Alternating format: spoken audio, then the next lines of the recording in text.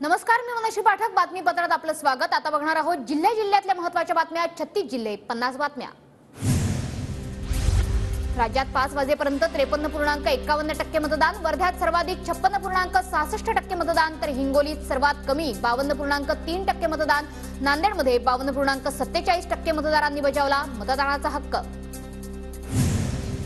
अकोल्यात 52.49%, अमरावती 54.50%, बुलढाण्यात 52.24%, तर परभणीत 53.79%, यवतमाळ वाशिम मध्ये 54.4% मतदारांनी केलं मतदान.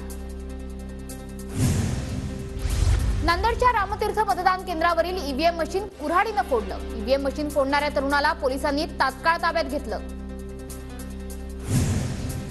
परभणीच्या बलसा खुर्दमध्ये मतदानावरील बहिष्कार मागे. जिल्हाधिकाऱ्यांनी गावातील अतिक्रमणाविरोधात कारवाईचे लेखी आश्वासन दिल्यानंतर बहिष्कार मागे. नांदेडच्या किनवट तालुक्यातील पांगर पहाड गावचा मतदानावर बहिष्कार. आरोग्य, रस्ता आणि घरकुल सुविधा नसल्यानं नागरिकांचा मतदानावर बहिष्कार. प्रशासनाकडून गावकऱ्यांना मतदान करण्याचं आवाहन.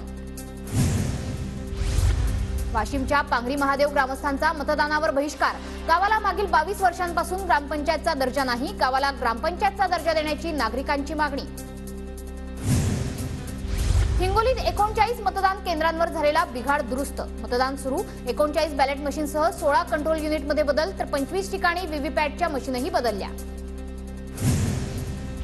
यवतमाळच्या हिवरी मतदान केंद्रावर मतदान बंद ठेवून कर्मचाऱ्यांचं जेवण सुरू असल्याचा प्रकार समोर. कर्मचारी जेवण करत असताना मतदार बाहेर ताटकळत उभे राहिले. घटनेचा व्हिडिओ सोशल मीडियावर व्हायरल. नांदेडमध्ये अशोक चव्हाणांचं सपत्नीक मतदान. प्रत्येक नागरिकानं मतदान केलं पाहिजे. मतदान हा नागरिकांचा हक्क. अशोक चव्हाणांचं मतदारांना आवाहन. अमरावतीत बच्चू कडू यांचं पत्नी नैना कडूंसह मतदान. प्रहारचे दिनेश बुब लोकसभा जिंकणार, कडू दाम्पत्यांना खात्री. अमरावतीत राणा दाम्पत्याकडून मतदान. 3 लाखांपेक्षा जास्त मतांनी राणा जिंकतील, आमदार रवी राणा यांना विश्वास. अमरावतीतील मोझरी येथे आमदार यशोमती ठाकूर यांचं मतदान. महाविकास आघाडीचा उमेदवार मोठ्या मताधिक्यानं निवडून येणार, यशोमती ठाकूर यांची प्रतिक्रिया. अमरावतीतील प्रहारचे उमेदवार दिनेश बुब यांनी मतदानाचा हक्क बजावला. सत्य हताश होईल पण पराजित होणार नाही, दिनेश बुब यांची प्रतिक्रिया.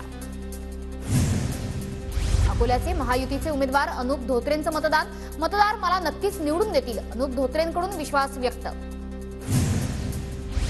बुलढाण्यातील अपक्ष उमेदवार रविकांत तुपकरांनी बजावला मतदानाचा हक्क. शेतकऱ्याच्या मुलाला जनता निवडून देईल, तुपकरांचा विश्वास.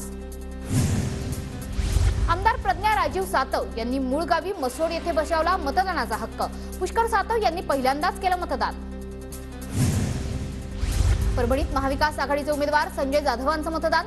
परभणी आमचा बालेकिल्ला आणि तो अबाधित राहणार, परभणीकरांचं प्रेम माझ्या पाठीशी, संजय जाधवांकडून विश्वास व्यक्त.